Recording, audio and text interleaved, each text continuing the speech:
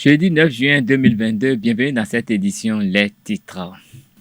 Les classes culturelles seront une réalité au Bénin dès la rentrée académique prochaine. Ainsi en a décidé le Conseil des ministres de cette semaine. Les curricula de formation sont validés, les matériels et équipements d'apprentissage acquis. Plusieurs représentations diplomatiques telles que l'Union européenne, l'ambassade des États-Unis et plusieurs autres personnalités ont été reçues en audience par le président Patrice Talon ce mercredi. Les Buffs du Borgou ont remporté le derby au sommet qui les opposait à l'Autopopo ce mercredi à Parakou.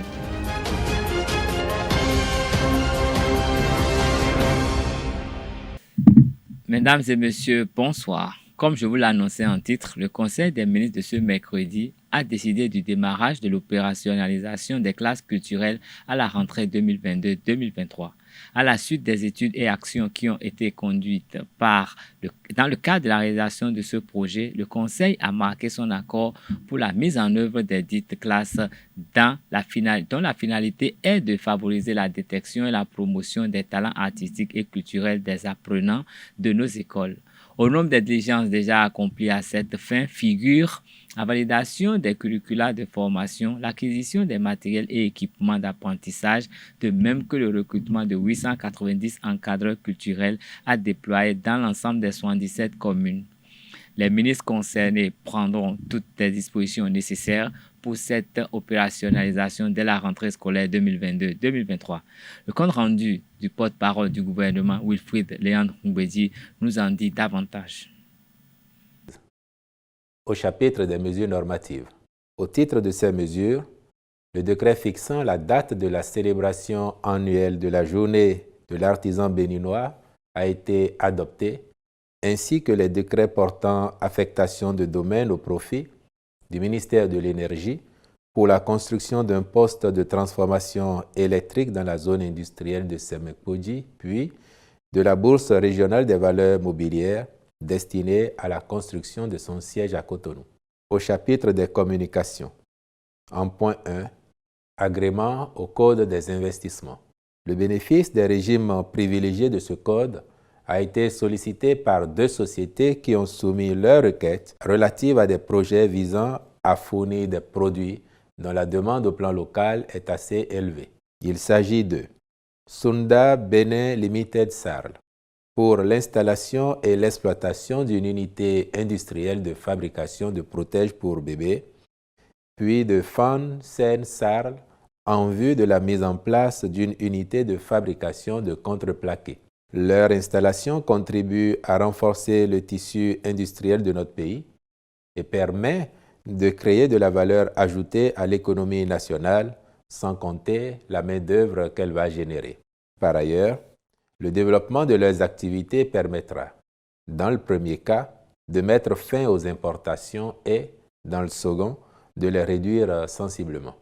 En point 2, approbation des contrats de partenariat public-privé pour la mise en affermage du service public de production, de transport et de distribution d'eau potable en milieu rural et de l'exécution des travaux connexes.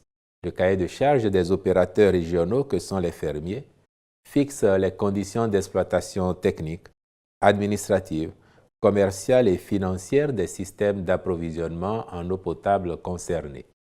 Ces fermiers assureront notamment l'exploitation des moyens de production, de transport et de distribution d'eau potable faisant partie du patrimoine de l'État et de l'autorité affermante, la gestion du service public de l'eau sur leur périmètre respectif, la réalisation des travaux d'entretien et de réparation de toute nature et de tous les biens affectés à l'exploitation du service public de l'eau potable dans les 10 périmètres. Ils s'occuperont, par ailleurs, des travaux de renouvellement des biens affectés aux besoins de la cause, de la densification des réseaux de distribution, ainsi que de la mise aux normes des ouvrages et équipements à eux confiés par l'autorité contractante.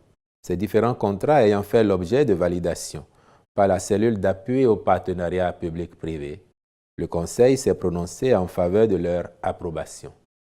Le ministre de l'Eau et des Mines, en lien avec le ministre de l'Économie et des Finances, veillera au suivi rigoureux de leur mise en œuvre. En point 3, démarrage de l'opérationnalisation des classes culturelles. À la suite des études et actions qui ont été conduites dans le cadre de la réalisation de ce programme, le Conseil a marqué son accord pour la mise en œuvre des dites classes dont la finalité est de favoriser la détection et la promotion des talents artistiques et culturels des apprenants de nos écoles.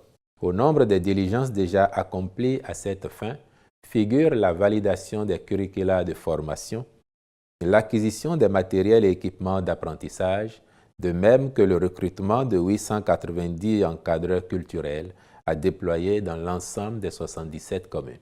Les ministres concernés prendront toutes dispositions nécessaires pour cette opérationnalisation dès la rentrée 2022-2023. 1.4.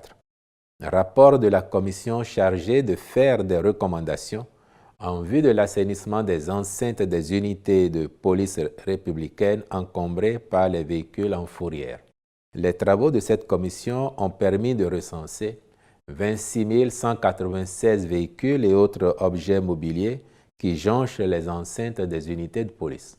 Ceux-ci se décomposent en 4 313 véhicules, dont 3 745 à 2 roues, 34 à 3 roues et 534 à 4 roues. 6 031 véhicules, dont 5 638 à 2 roues, 15 à 3 roues et 378 à 4 roues, objets de procédure judiciaire en cours ou déjà clôturés. 4 581 véhicules, dont 4 398 à 2 roues, 14 à 3 roues et 169 à 4 roues, faisant l'objet de ventes aux enchères publiques entamées. 2 393 véhicules, dont 2 288 à 2 roues, 19 à 3 roues et 86 à 4 roues qui ne font l'objet d'aucune procédure, puis 353 véhicules, dont 344 à 2 roues et 9 à 4 roues en fourrière. À tout cela s'ajoute un nombre non négligeable de véhicules hors d'usage et de biens meubles de toute nature appartenant à l'ex-gendarmerie nationale et à l'ex-police nationale. Des conclusions du rapport. Il ressort qu'en vue de mettre un terme à l'encombrement des lieux de travail de la police républicaine et de recouvrer les frais de fourrière ou des amendes, il faille procéder, par voie de justice, à la vente des 10 véhicules. Le Conseil s'est prononcé en faveur de la mise en œuvre de cette recommandation et a instruit les ministres concernés à cette fin. Au chapitre des rencontres et manifestations internationales, ont été autorisées sous cette rubrique l'organisation au Bénin, du 22 au 25 juin 2022, du 6e colloque Afrique-Europe des huissiers de justice, la tenue à Cotonou de la 25e conférence régionale africaine de l'Organisation internationale de police criminelle du 28 au 30 juin 2022 et la participation de l'équipe nationale senior de football aux compétitions statutaires au titre des années 2022 et 2023. Après le conclave hebdomadaire gouvernemental de ce mercredi, le président Patrice Talon a eu plusieurs audiences, dont une délégation de l'Union européenne élargie à l'ambassadeur des États-Unis près le Bénin, les ambassadeurs de l'Union européenne. Ils sont allés échanger avec le président Patrice Talon sur le document relatif à leur point de vue, suggestions, idées nouvelles et propositions sur les différentes réformes en cours au Bénin et surtout celles politiques. Un souhait du président de la République émis en direction des partenaires au développement le 19 avril 2021. Le président de la République et ses hôtes ont passé en revue les différents points de vue du document à lui présenter par ses partenaires. À ses hôtes, le président Patrice Talon a expliqué le sens des réformes mises en œuvre, les décisions prises et surtout les résultats qu'engrange le Bénin. Conduite par M. Marc Vizy, l'ambassadeur de la France près le Bénin, la délégation est composée de M. Xavier Leblanc, ambassadeur du Royaume de Belgique près le Bénin, Mme To Joclève, ambassadrice du Royaume des Pays-Bas près le Bénin, M. Michael Durus, ambassadeur agréé de la République fédérale d'Allemagne près le Bénin, Mme Sylvia Hartleif, chef de la délégation européenne au Bénin, M. Brian Choukan, ambassadeur des États-Unis près le Bénin. Elle a été reçue en présence des ministres Aurélien Agbenochi, des Affaires étrangères et de la coopération, et Séverin maximes que normes de la justice et de la législation. Je vous invite à suivre le compte-rendu de ces échanges. Vous savez que la gestion des affaires publiques impose un certain nombre d'exercices qui sont importants et utiles. Nous avons récemment eu les tournées d'explication de la cherté de la vie auprès de nos populations.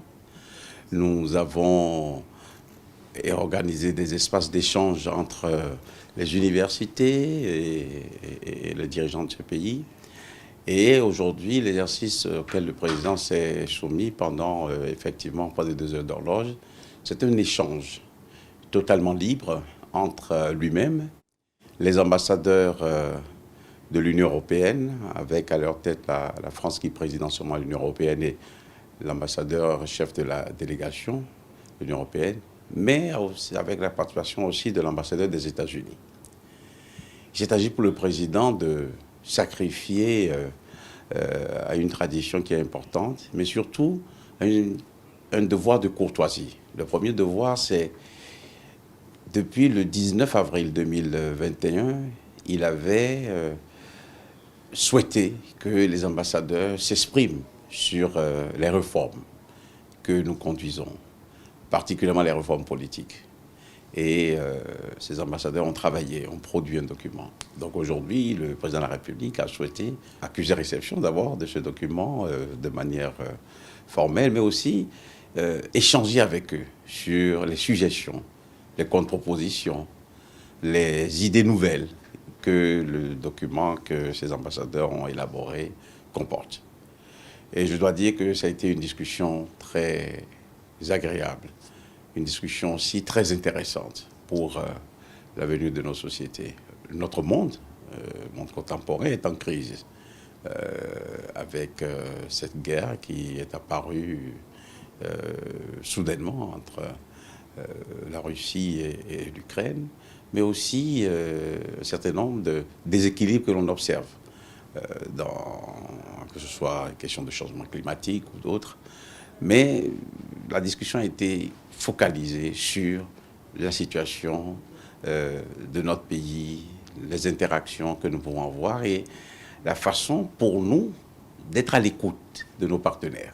C'est une écoute. Et le président a montré qu'il écoutait les pays amis, il écoutait nos partenaires qui, présents ici parmi nous, peuvent aussi avoir des suggestions à nous faire. C'est aussi là l'intérêt d'avoir une diplomatie qui reste ouverte, qui reste à l'écoute. Et dans cet exercice, le président a, sans éluder quelle question que ce soit, répondu à nos partenaires, échangé avec eux et expliqué les raisons de certaines réformes, l'intérêt de certaines décisions que nous avons prises et surtout les résultats positifs que nous remarquons, ainsi que, bien sûr, les perspectives d'avenir, de façon unanime, que ce soit du côté des invités du chef de l'État, mais aussi sur une suggestion du président.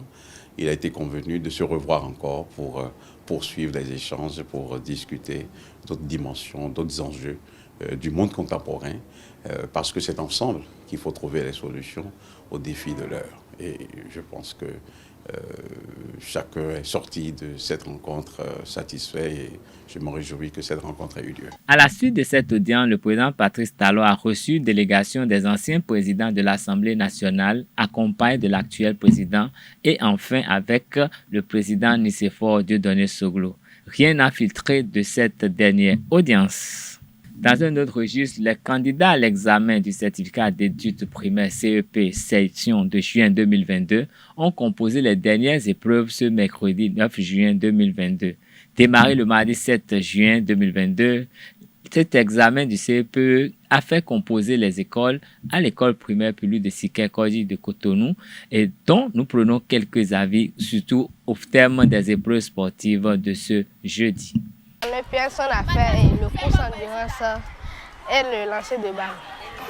En général, on nous a demandé toi-même, tu veux choisir ce que tu veux. Les enseignants étaient gentils avec nous. On a fait le PS aujourd'hui. On a fait lancer de balle avec endurance. Aujourd'hui, nous avons fait le PS. Et on a fait le lancer de balle et l'endurance. Assez bien passé. On nous a demandé de faire le lancer de balle et l'endurance. On est venu faire l'examen, ça s'est bien passé. Aujourd'hui, on a fait le PS. Et ça s'est bien passé. En EST, j'espère avoir 19. En mathématiques, j'espère avoir 14. Et en expression écrite, j'espère avoir 12. En EST, ils nous ont demandé de dessiner l'appareil digestif de l'homme. En mathématiques, ils ont dit de calculer le montant versé par la coopérative. Et en expression écrite, ils ont dit de rédiger une lettre au maire. En lecture, je suis sûre d'avoir 16. En expression écrite, je suis sûre d'avoir 10. En mathématiques, je suis sûre d'avoir 12. Le mardi, on nous a demandé de faire l'épreuve de lecture, l'épreuve de ES, l'épreuve d'expression écrite, l'épreuve de lecture et c'est tout. Dans lecture, expression écrite ES, j'espère que j'ai bien travaillé. Et le lundi, on nous a demandé de faire lecture, expression écrite EST. On nous a demandé en ES, on a dit de dire le règne du roi Béancien. Et on a dit de dessiner la carte, de dessiner la carte avec les ressources minières et les influences du Wémé. En ES, on nous a demandé de représenter la carte du Bénin, le fleuve Wémé et ses affluents. Et on nous a demandé en EST de faire l'appareil digestif et les différents types d'énergie. On nous a posé comme question de proposer un titre à ce test. De dire si ces noms sont des noms précieux ou non précieux. Les épreuves ont été à notre niveau. Oui, j'espère mon admission surtout. Les épreuves ont été faciles. On nous a demandé de faire, en ES là, on nous a demandé les choses sur le roi Béancien. Et on a fait la carte. En EST, nous avons composé un menu équilibré et nous avons parlé des différents types d'énergie. En sport, je suis sûre que j'aurai au moins 15. En poésie, moi je peux avoir 15 ou 16. Et en EPS, je peux avoir 19. Moi je suis déjà admis au CEP. Je suis sûre que je serai admis en CEP 2022. Je suis sûre que je serai admis au CEP 2022. Ces propos ont été recueillis par Quentin Amoussou et Francis Fahami. Dans le domaine spirituel, les spiritualistes estiment que le monde est gouverné par 4 éléments, à savoir la terre, l'eau, l'air et le feu. Mais le coach de la vie, président de Corodé Culture, nous amène dans l'univers des cycles de la vie humaine et se réfère à la connaissance par les vertus des plantes. Il projette entretenir son auditoire à ce sujet à travers un séminaire qu'il organise le samedi 18 juin 2022 dans la grande salle de conférence de la mairie de Cotonou à Wologede. Il donne une esquisse du séminaire au micro de Jacques Maouillon d'Almenda. Ce 18 juin 2022, nous organisons bien entendu un séminaire de formation sur le développement humain et la maîtrise de la destinée. Parce qu'il est important aujourd'hui que les hommes se connaissent et restent pour toujours leur propre coach spirituel et sur tous les plans. Donc c'est un séminaire de formation qui les initie à eux-mêmes, qui leur permet de découvrir les alternatives, les thérapies qu'il faut pour se guérir au plan physique, au plan métaphysique aussi, et savoir que dans la vie, on doit vivre pour résister, on doit vivre pour le meilleur, parce que la maladie n'existe pas, les souffrances n'existent pas, Dieu n'a créé personne pour la pauvreté. Donc ce séminaire va également nous initier aux forces magico-mystiques des plantes, parce que nous vivons des végétaux, de tout ce que le Créateur nous a donné gratuitement, parce que vous savez, la connaissance n'appartient pas à l'univers. Et quand nous savons qu'il y a des végétaux, des plantes qui peuvent nous guérir, qui peuvent nous aider à prospérer nos vies et tout ça, nous devons apprendre comment l'organisation des choses se présente, comment véritablement les pratiquer pour mieux aller de l'avant. Donc les familles en ont besoin pour leur harmonisation, les jeunes en ont besoin pour bien choisir le conjoint. Et ils en ont également besoin pour fortifier leurs entreprises et réussir dans la vie.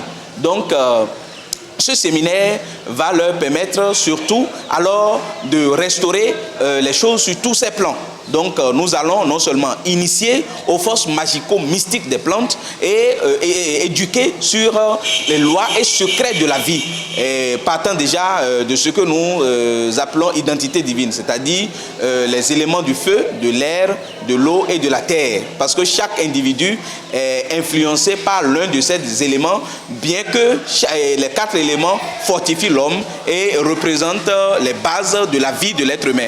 Donc nous allons le faire comme ça pour les aider à véritablement se découvrir. Nous allons également enseigner sur les cycles de la vie. Parce qu'un être humain qui existe fait son parcours à travers 3 cycles essentiels. C'est-à-dire un premier cycle qui part de 0 à 28 ans, plus 4 mois. Au plan universel, c'est des points de repère.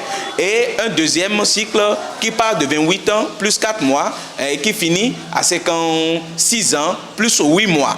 Et de 56 ans, plus 8 mois, jusqu'à 90 ans et plus. Et vous savez, le troisième cycle, le temps n'est pas défini parce que c'est à l'actif du Créateur. Mais nous formons, nous orientons entre 0 et 90 ans parce que nous devons vivre tout au moins 90 ans sur la terre. Voir nos enfants aussi réussir parce que nous avons investi pour cela.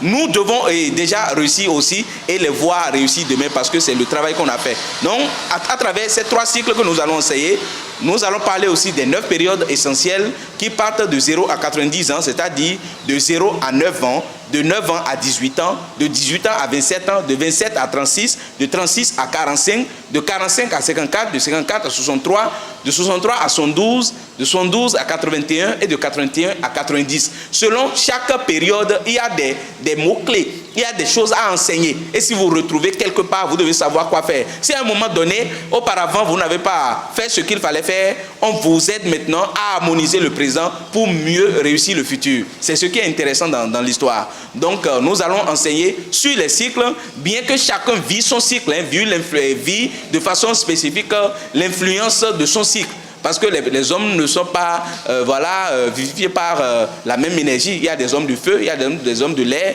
des hommes de la terre, des hommes de l'eau. Vous voyez maintenant. Donc, en proportion de ces caractéristiques-là, de ces symboliques-là, nous allons leur apprendre de comment se découvrir à travers chaque cycle, les influences qui peuvent être sur chaque cycle de leur vie. Et ils vont pouvoir mieux gérer leur parcours sur la terre, bien maîtriser leur destinée et réussir en proportion de leur desiderata. En sport, la pétanque s'installe comme la deuxième activité de la ville de Parakou après le football. Plusieurs clubs affiliés à la Fédération béninoise de pétanque s'entraînent au jour le jour dans la cité des Kobourou. Les joueurs de Arafat Pétanque Club nous amènent à la découverte de leur art. Le reportage est signé Anaël Dou. Il est 18h ici à Parakou, au quartier Arafat. L'heure pour les amoureux de la boule en fer d'affiner leur talent. Encore.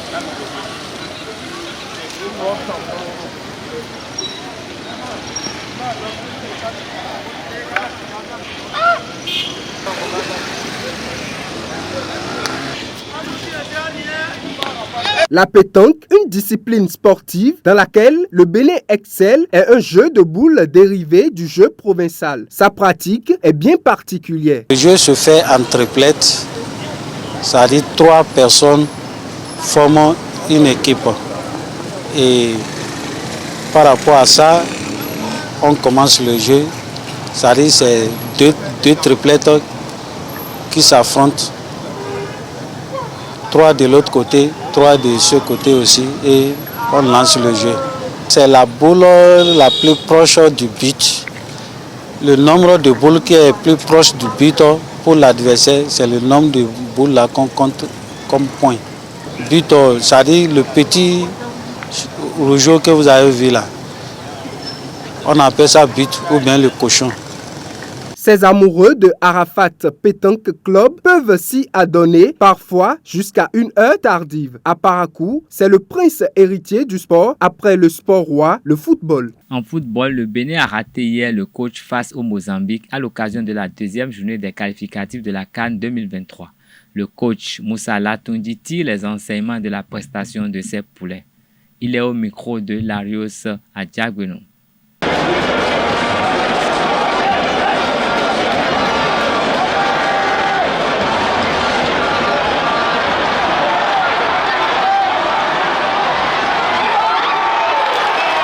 Nous sommes un peu désolés parce que nous sommes venus ici pour vraiment mouiller le maillot et arracher les 3 points. Mais vous avez vu vous-même ce qui s'est passé sur le terrain. Les enfants, mes joueurs se sont mouillés le maillot. Ils ont fait tout possible pour marquer un seul but. Le but, ça n'a pas arrivé.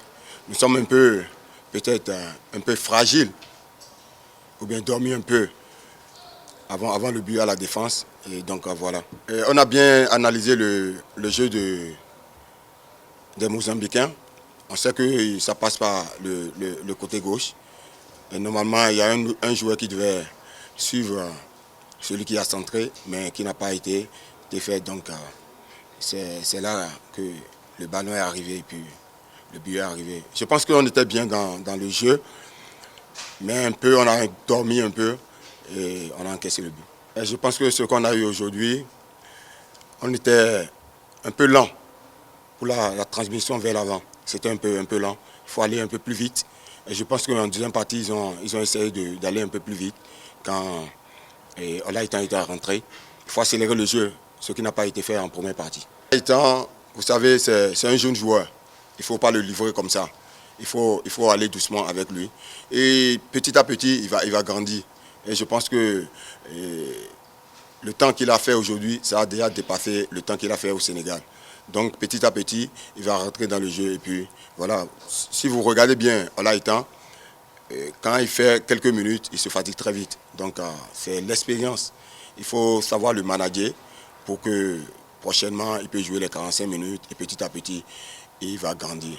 Par rapport à Tidjani, je l'ai vu dans son club jouer. Et dès que ça perd, il va devant, il est bon de la tête. Et donc, c'est pour ça que je l'ai mis devant. Et quand le temps est déjà passé. Nous sommes en difficulté. On sait bien que nous sommes en difficulté actuellement. L'équipe mozambicaine, c'est une très bonne équipe. Et joueuse, on le savait avant de les rencontrer. Mais comme je vous ai dit, on a dormi un peu seulement. Et puis le but est arrivé.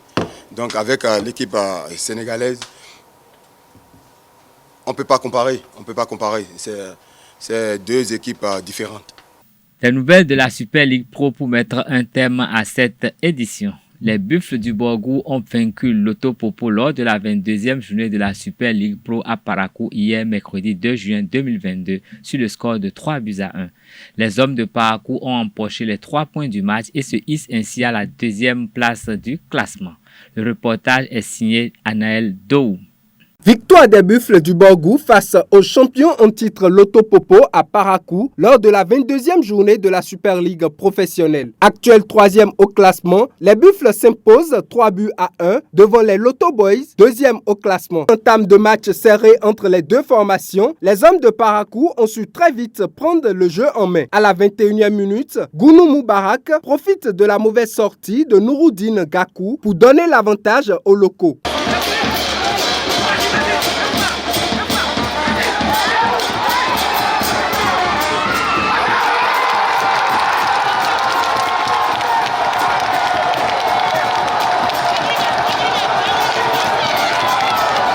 En confiance, les Buffles réitèrent l'exploit à la 30e minute avec Jean Ogouchi.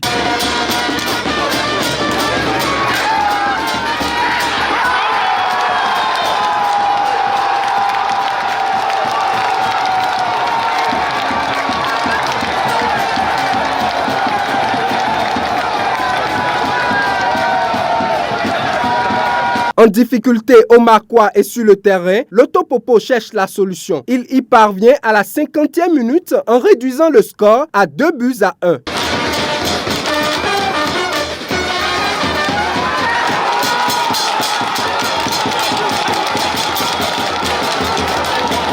Dès la reprise, les Buffles rétablissent l'avantage de 2 buts grâce à Stone Moumouni à la 51e minute.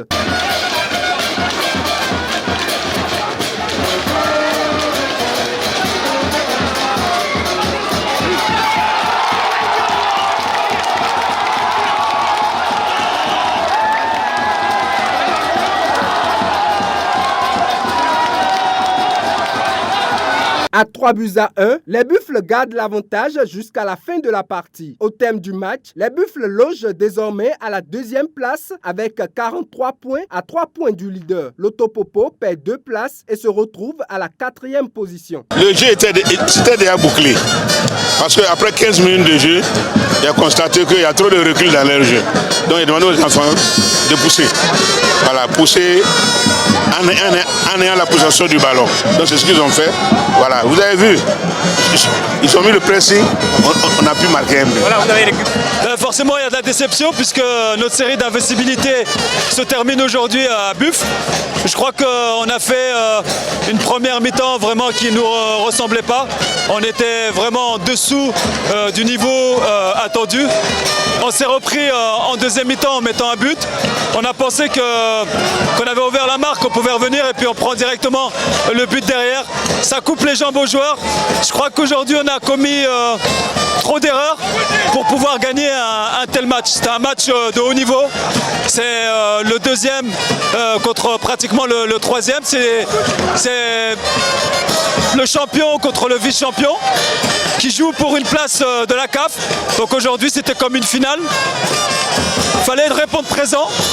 Je pense que notre première mi-temps n'a pas été bonne, mais je dois féliciter mes joueurs pour la deuxième mi-temps qu'ils ont fait. Et puis la série d'invincibilité s'arrête.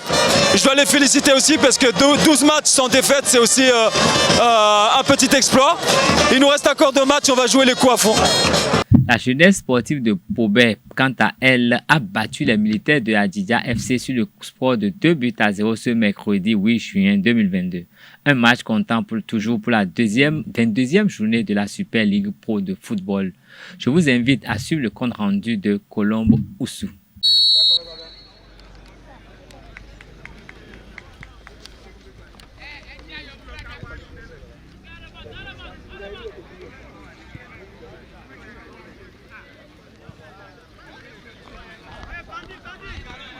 La jeunesse sportive de Pobé a battu les militaires d'Hadidja 2-0 à domicile lors de la 22e journée de la Super League Pro ce mercredi 8 juin 2022.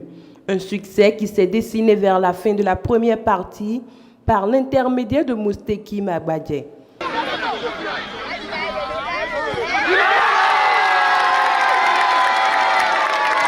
Après la pause, les militaires tentent de revenir au score, mais la défense de la JSP ne cède pas. À la 63e minute, les militaires écopent un pénalty suite à cette action.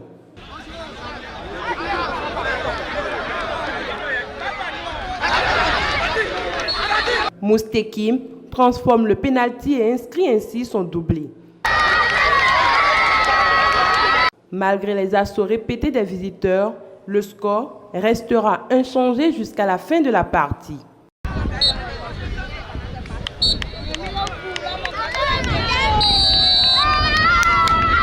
Ce sera tout pour cette édition. Merci d'avoir été avec nous. À demain pour notre rendez-vous avec les informations sur Zaïre TV. Bonsoir.